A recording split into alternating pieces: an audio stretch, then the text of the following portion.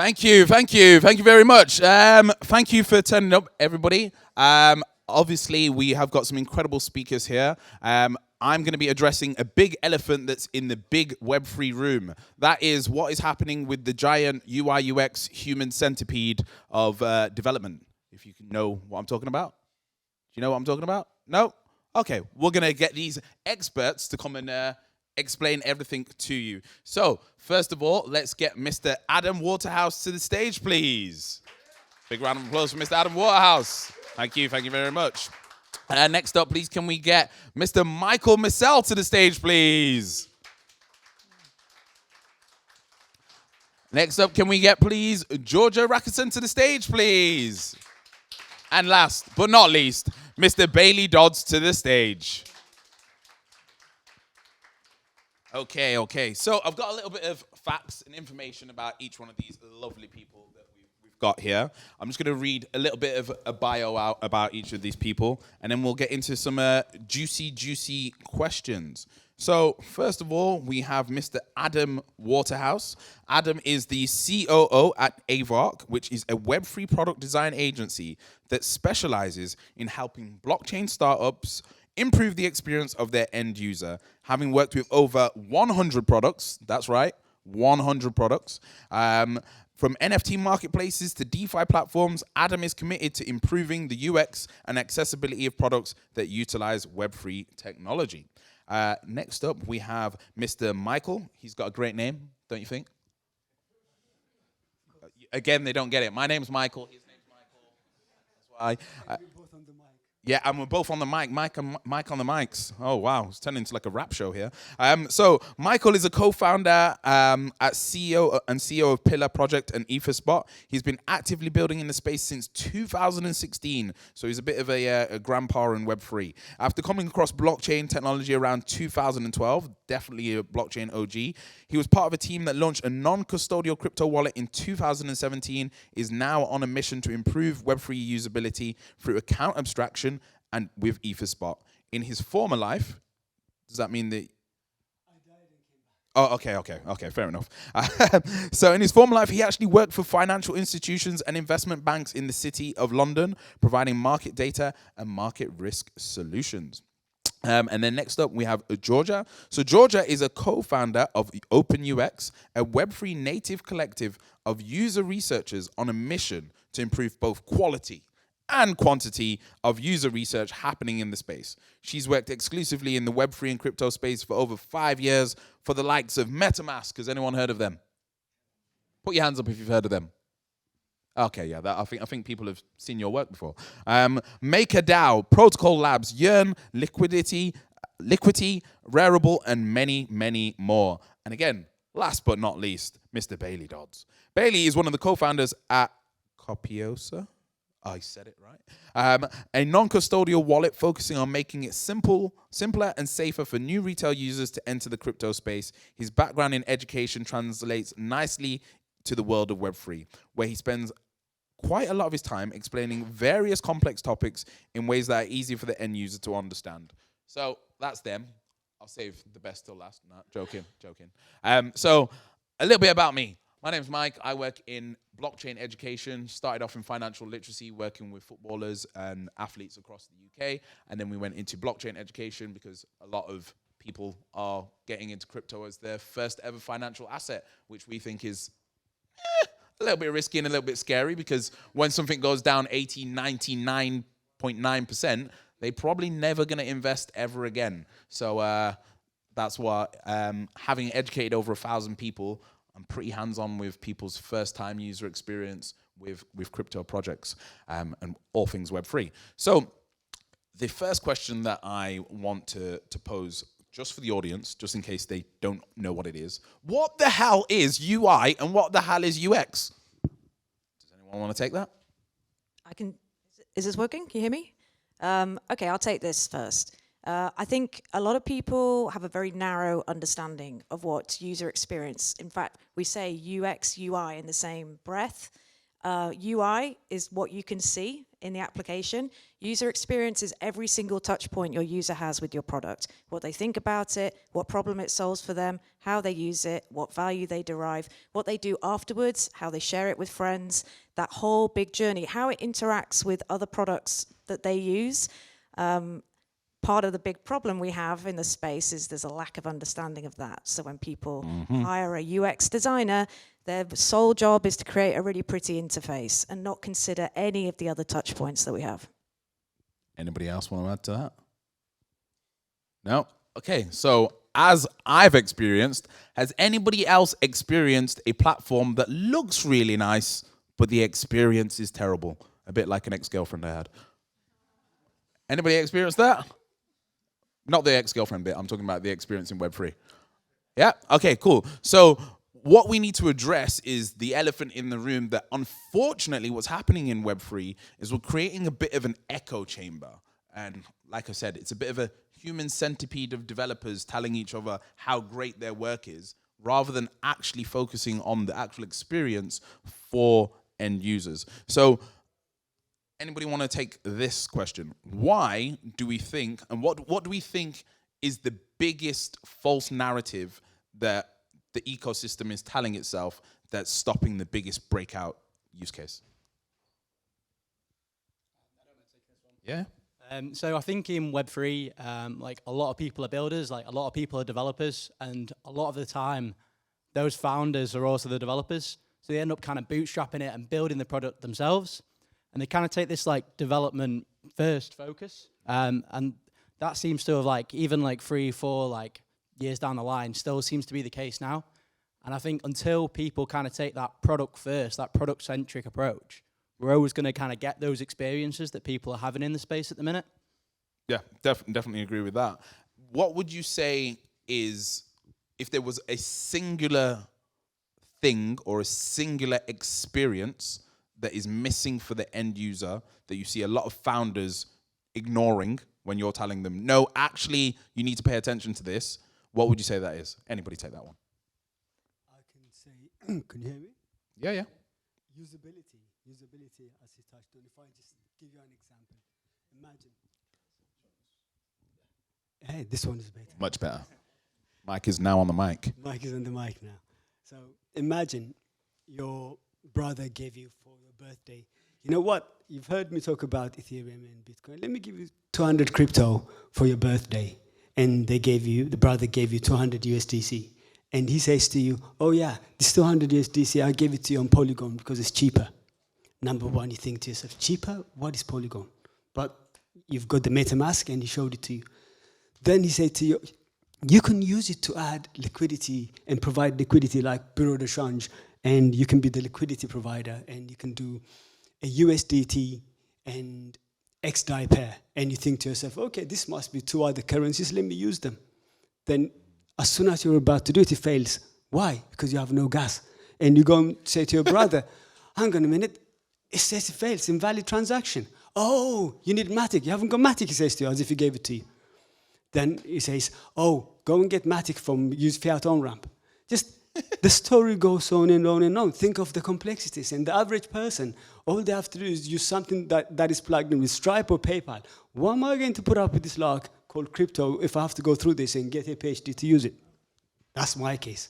I think to steal some of the language that Georgia was using earlier, one of the issues we have in Web3 is that in bringing the kind of responsibility in the space back onto the user, we've added way too many touch points. There are so many places where things can go wrong and so many places where people can make mistakes. And don't get me wrong, people having ownership over their own kind of assets is great and super important in lots of ways, kind of technically. But as we've gone through that bootstrapping process and technology is moving in the Web3 space, I think significantly faster than it has in lots of other spaces historically, which means that we're moving at 1,000,000 miles an hour and we're creating more touch points every time we go along. And it's interesting that Michael brings up kind of account abstraction, that sort of thing, and we're starting to see the narrative of the space turn a bit more to, oh, maybe some people would actually like to be able to use this stuff, and that's great. And we're seeing that, but it was really interesting even like going to Paris this year and account abstraction being really important at ETHCC, but then the overarching narrative behind that is, oh yeah, but we haven't really figured it out yet, so we'll just keep building and we'll get back to that eventually. So it's kind of, even though we're starting to get there, we're still going, oh, but we've got to keep going at that breakneck pace because that's kind of how the ecosystem works, and that's kind of all we know at the moment. And so it feels like there's a kind of a reshaping, overarching issue there in the kind of holistic user experience sense. Yeah, I would agree with that. The usability is just abominable, right? No Web 2 company would get funding for an experience that we are building. And that's quite depressing, really, if you think about it. So usability is a big problem, but we have to think about the decisions that we make at a protocol level. Those are user experience problems. Ethereum is a user experience problem. The fact that you have to pay money to make a transaction is a bad experience. And the more that we can find ways of removing these negative experiences, maybe it will feel less Web3. Oh, what a shame. Well, actually, if it solves a problem for a user, then it's really valuable. Some of the false narratives in the space are that users intrinsically care about decentralization.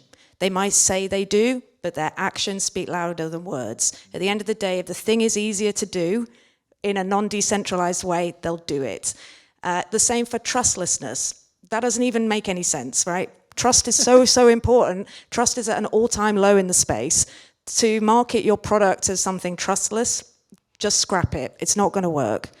Another big fallacy that we have is that your community are your users. Now, I don't want to cast any shade on the previous panel because it's a really interesting conversation, but I did hear discussion about the fact that your community is really useful for you because they can give you loads of feedback on your product. Whereas in Web 2 companies, they just build a new feature. Who asked for that? I can tell you now the Web 2 companies are doing user research, and you asking your community, asking the loudest people's opinions what feature you should be building next is not doing customer discovery. It's actually very poor signal to noise. You're going to get the wrong, how do you know that your community member knows what you should be building? How do you know why they're there? Maybe they just want to work for you. Maybe they're there for speculation purposes. A lot of teams have a community that in Discord that is not their intended target user. So they need to be looking way outside of that and doing their customer discovery with those groups. Wow, you nailed it there. I feel quite strongly about this.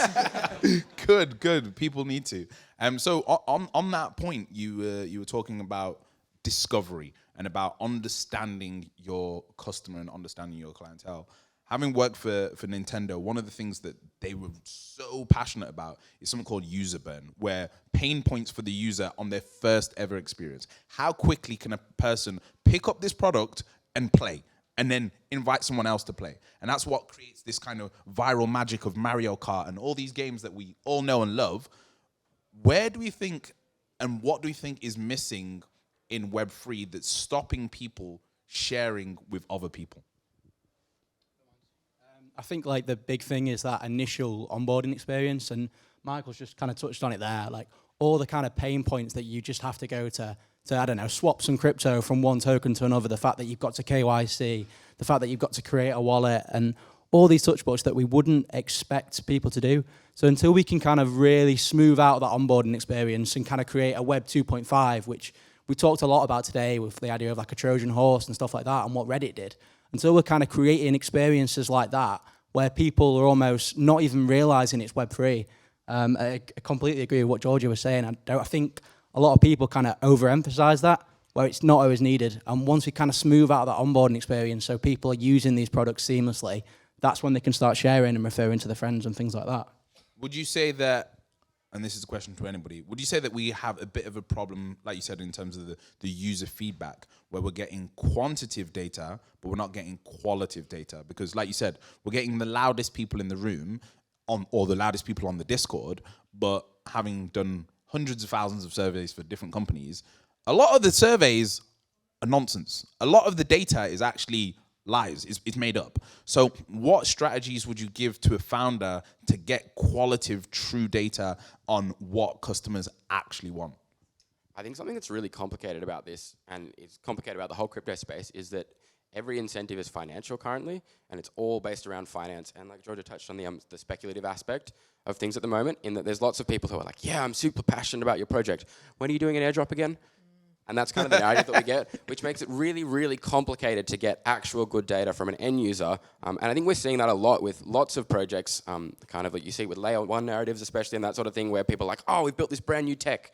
It's amazing. And people then use it for a couple of months, hit the airdrop, walk away, do something else. And so it's figuring out how we can, I think there's great things about being that we've built this kind of technology that can be financially incentivized, but figuring out how to get that user feedback, get that understanding, I guess, that financial incentive coming in, or removing that financial incentive from the amount of feedback you give or the things you do. And I think you've got some more feelings on that, Jojo. Yes. Yeah, I agree with you. It's a problem, right? This is the challenge with the whole space. Money gets in the way, and it's really hard to extract real motivation behind it. Surveys are bullshit. Don't launch a survey. It's crap. Most people can't design a good survey. What you first should be doing is talking to people, having one-to-one interviews with them. And you can pay people for their time. And hopefully you're talking to people who don't care about your project. These are the best people to learn from.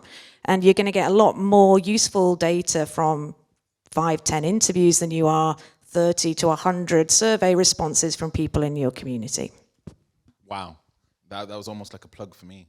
You need to talk to the educators or talk to the people that are actually talking to the people. Love that. So in terms of, in fact, I want to ask a question. Has anybody in the audience ever noticed that the more decentralized the project, the worse the user experience is? Has anyone noticed that? Yeah, put your hands up if you've noticed that. Very interesting. Why do we think that is? It is just the technology maturing. Because what do we need for me to own my data? I need to control my data with my keys, and I need to sign for it. All these are frictions. Because I gain ownership of my data, but I lose usability. So the space was not mature enough to say, no, we can abstract that away. Then we started going with smart accounts or smart wallets in 2018. That's when we started, hang on a minute, why do we have to put up with one key account like EOA, which is external loan account, and not have a programmable wallet kind of thing? The journey started. So when we talk about the account abstraction angle, this is something, a major development in that direction. Georgia earlier on mentioned, why do I need to pay for the gas? And I can make the same argument. Say any merchant that you use, and they take payments, they do pay the credit card surcharge, but that is abstracted away. Yeah. What if then I give you a Web3 service where you own your data, you control your data, but this service, say, it gives you news items and activities that you want, and you subscribe for $10 with them. And this specific service covers the gas cost using some of the constructs of account abstraction like paymasters. But as a user, I don't know it, but I use my wallet, and now they even give me little APIs that say, if you want to monetize your data, you can use this, or you can have these external customers to bid on them. Now, that is bringing a Web2 usability and giving me control of the data. That's what we call Web3. Web 1 was about viewing static data, Web 2 was about crowdsourcing, and Web 3 is about me owning it and doing 1 and 2. So it is an evolution, and I think it is about time that we all in the Web3 space really start thinking, don't talk to me about mass adoption without really solving these issues, and they can be solved right now. Love that. So in terms of usability, one of the things that we're seeing in the Web2 space is super apps. By that, I mean companies like WeChat, like Uber, like Grab, where you can do everything in one platform. In one app, you can get car insurance, you can order a McDonald's, you can get a taxi, you can do everything in one place. Do we think or feel that that could happen in Web3, that we could have a super D-app space, or is that not necessary? What do you guys think? I'll go quickly. There are teams doing that now. I've done some user research for some of the projects. My big question is, what problem is it solving for users? All right, if I can't actually order an Uber, make bank transfers, get paid for work, and have my social presence in the same place, why would I go there? And I think it's kind of like a race at the minute to see who's going to stick, but I'm not convinced of the value yet. I think in Web3 we see this a lot just as a general theme, like kind of like founders building for themselves and thinking, oh, this is actually a really good idea, but they're not actually solving a real life problem. And if they're not solving that real life problem and you can't use Web3 technology to improve that problem and that process, then you don't need to use Web3 at all. And I think people need to kind of think about that. Yeah, I think the kind of question, coming back to what you asked earlier, Michael, on the what's the best question you could ask a founder is, why are you using Web3? Like, Wow. why does crypto need to be involved? Like, tell me if you can't tell me why crypto needs to be involved, you're probably not solving a problem. It's probably just a money grab at the end of the day. Just to raise funds. Yeah, exactly. It's because I think that VC will give me $2 million and then I can just work on that for 2 years and then walk away and not build anything. So yeah, I think that kind of the end of the day, the issue that we have a lot of the time is that we're shoehorning Web3 products into things that don't need them.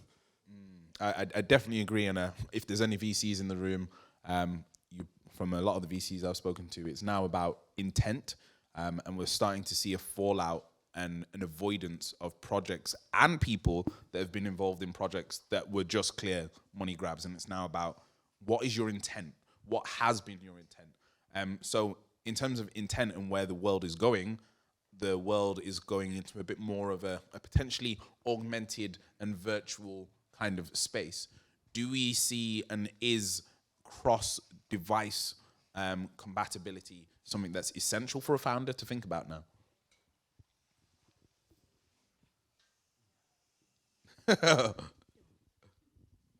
At least from where I am, that may be an issue in a year or two, whatever, but we have to solve the basic usability at the moment. Never mind my mother, my siblings probably wouldn't want to use crypto because it's too convoluted. So the easiest thing to do right now is let's make it usable, and we can give it a Web 2 like UX. And you guys asked, why do I need Web 3 in the first place? If data ownership is important for this thing, whatever data I generate, whether I monetize it, whether I control it, if that ownership is important for this specific thing, then yes. But other than that, I mean, talking about devices and the metaverse, etc., yes, they're nice things to have, but they're still at an early stage. And we've been at this crypto thing for over 10 years, and we're still having to deal with this useless usability issues and the frictions that we deal with. One other thing I think will be really interesting for me is, I don't know if you guys have all noticed this, but we use the terms crypto and Web3 exchangeably, and then they're not. Yeah. But we do. And I think that's part of the thing, is that when it comes to like interoperability and things like that, I think crypto, financial systems built in crypto, is kind of over here, and then Web3 is this whole massive other circle over here of like these brilliant things and ownership of data and things like that we can do over here. And we just talk about the two constantly together. And I think that's part of the big problem with Web3 UX and kind of the user experience holistically, is that we haven't figured out that those two things can be separate. And I think crypto is the loudest thing in this space, but I think it also brings potentially the least value overall. I think there's a whole bunch more things that Web3 can fix, and crypto, don't get me wrong, can do some fantastic things in kind of financial inclusion and that sort of thing. But when we conflate the two, we can just start creating more problems overall. Yeah, it's almost, I mean, you know, crypto, well, maybe cryptocurrency, Web3 shouldn't be an industry, right? It should apply to the various verticals in which you're building, gaming or, you know, e-commerce or, you know, whatever else it might be that you're doing. I anticipate that we will get there where we won't be talking about Web3 anymore. And I think that'll be a good indicator of us, of us being able to, you know that we've actually reached a real applicability of this technology. But also, even just the mention of the word crypto can be really off-putting to users. Right? It's not obvious what the benefit is to people, so why would they put themselves through? It's actually a detractor to tons of people, and you know, we're just not solving a problem with it. I think one of the great examples that I've seen as, you know, we're going to revolutionize the banking system, and you hear that a lot from a lot of builders in the United States, where they have one of the most archaic banking systems in the whole of the Western world, right? So they're working from a place where they think they're solving a problem for the rest of the world. And they go, oh yeah, we're going to solve, banking in Africa. It's like, go to Africa and meet all these people who've been doing mobile banking for much longer than you have, right? And it's like, that's why we need to get close to communities and actually study their problems, rather than just assuming from our place of interest that this technology is somehow going to change the world. Wow. So yeah, I definitely second what you say. I would say that, if anything, Europe is behind Africa. Yeah, it is. A lot of people. But at least it's free to make a bank transfer for the end user right now. Mm-hmm. It's not in the States. You have to pay to send someone money, and it takes days. Whereas you can just do an instant. I know the bank is paying for it, but it's abstracted, right? And a lot of when you look deeper into where crypto came from, it was inspired by M-Pesa, which was from Kenya.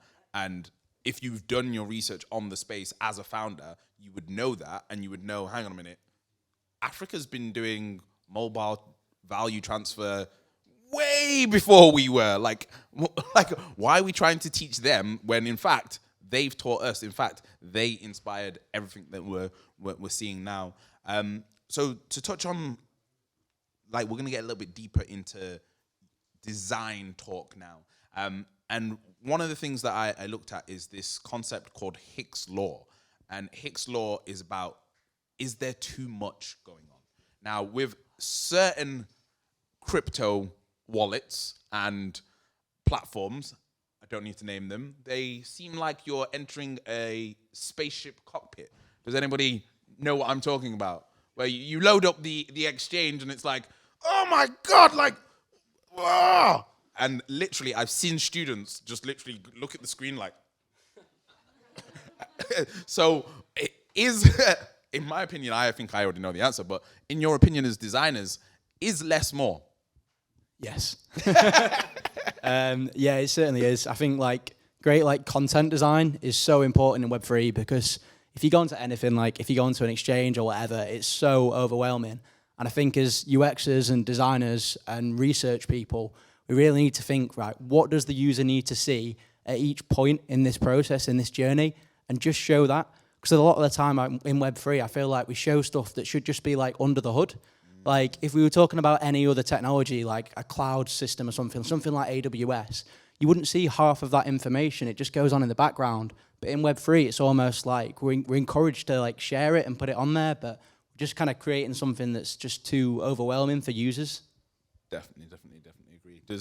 I think we're gonna go to some questions shortly. Can I add one thing to that? Yeah, go for it. It really brings to the point that apparently education is the thing that everyone needs in order to be able to use these products. And that points to the fact that they're not providing any value in the first place. So you have to be taught how to use it. And teams don't know what the best way is to do that. So they surface everything in their interface, right? And all the terminology from their white paper ends up on the buttons. What the hell? Who decided on that? Very, very poor experience. So not all, more education is not the solution. Delivering value is. I think I'm so impressed that we've made it through the whole panel without saying this, but crypto is often described as made by devs for devs. Yep. So well done, not saying that, go team.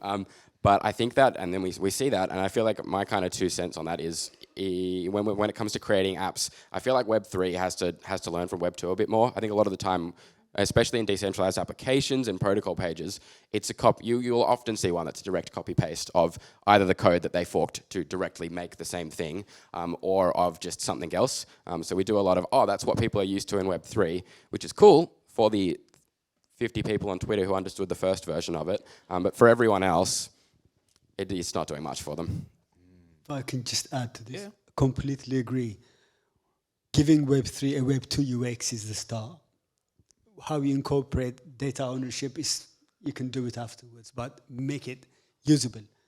And I'm not a designer, but from a user perspective and someone who looks at the analytics, you can see drop-off points in your app when you have some complexities, and you can see user X and you've got a drop-off. Why is this drop-off? So maybe that is telling us something about the usability. So before we go to questions, what I want to do is I want to make sure that we give some value to the audience and to the founders that are out there and to the VCs and whoever's out there. I'd like you to all suggest one thing that you know now that you didn't know before that everybody should know, or something that people need to go away and research or look at, or a design example or your favorite design example that you think people really should go and check out. Do you want to start? Yeah. So in terms of design example, one of my favorite platforms in Web3 at the minute is SoRare. I'm sure a lot of you have heard of it, just because of the way they handle that user experience. At first, SoRare was very like, you needed a crypto wallet, you needed a MetaMask when I actually like started with SoRare. But now it's a case of actually you can do it all with like pounds and stuff like that. Yeah. I don't think they really mention the word NFT hardly anywhere on the site. It's like a digital collectible. And yeah, so that they've essentially, they're solving the problem of like, obviously people have played like Fantasy Premier League and stuff like that before. And they're solving that problem where you actually own those players, you own those cards. But there's no mention of NFT. There's no mention of like ETH or only for those that need it. You can pay everything in card and yeah. One of my best examples to look at, I'd say. In fact, I would definitely second the SoRare example. Educating a lot of the players, we show them SoRare, and one of the things that we noticed is somehow what they've done is you can connect your bank card, you can start buying things, and then you don't need to actually put in your bank card details again. You just add to basket, press it, and it automatically just takes some money out of your account, which I'm like, whoa. I love that you're describing that as a good thing. That is not a good thing. But yeah, let's carry on. Any points? I was going to jump out. Okay. For me, I think we've kind of touched upon it earlier on, where community and the people that look at the project thinking they all are in it for the decentralization angle. It doesn't, just because you are a non-custodial or decentralized application, it doesn't mean everyone else is interested in that. So being able to provide usability should not be, the function should not be, decentralization should not be, at least for the audience you have, at the cost of usability. So getting the balance right, and maybe maturing of technology helps with that, and I think now is the time. I know I kind of shit a bit on the product development process in Web3 because it needs to grow up. But at the same time, I've got a lot of sympathy and empathy for builders, because if you're building a startup, you have to have faith in what you're doing, because that faith is going to, give you the energy and the perseverance to keep going against the odds. But my advice to you, if you are building a startup in Web3, is to do this internally and with a team, is to have a conversation about what your riskiest assumption is that you are making that could affect the success of your project in total, right? Is it the assumption that these type of users will buy this thing? Once you've identified what the riskiest assumption is, you can test it. And when you know that, you've got the answer to your test, you can make really informed decisions, which might be scary, might involve pivoting. But it's much better to do that now than it is later. So there's no time like the present. Go and do some product validation. Yeah, I was going to say something similar along the lines of, so I'm also not a design person, but when it comes to thinking about our product on the whole, when we were building, we talked to kind of a couple hundred people, and so I would have loved to talk to more. That would have been great. But I'm just thinking, I think one thing that you find yourself in as a builder in Web3 is the tension of, it feels like the space is moving at 1,000,000 miles an hour, so you just need to get in and start building. And so I think the encouragement there is to take a step and just kind of take a breath and then do a bit more research and understanding into your project rather than just building straight away. Because often when you just keep building and keep kind of pivoting along the way, and you'll find that rather than kind of doing a big pivot every now and then because you need to, you'll find that you've kind of bent and just eventually ended up quite like nowhere near where you meant to be. And for some people that works out, but for a lot of the time, if you don't understand where you were trying to go and why you were trying to go there in the first place, you can get a bit lost along the way. Definitely. Just to wrap up, I'll add my 4 things that you should look into. As a founder, as someone that's releasing a product, there is 4 laws of design that I recommend everybody check out. They're called Fitts Law, Hicks Law, Jacob's Law, and Miller's Law. I'll repeat that again. If you're actually serious about building a really good product, in my opinion, you should check out Miller's Law, Jacob's Law, Fitts law, and Hicks law.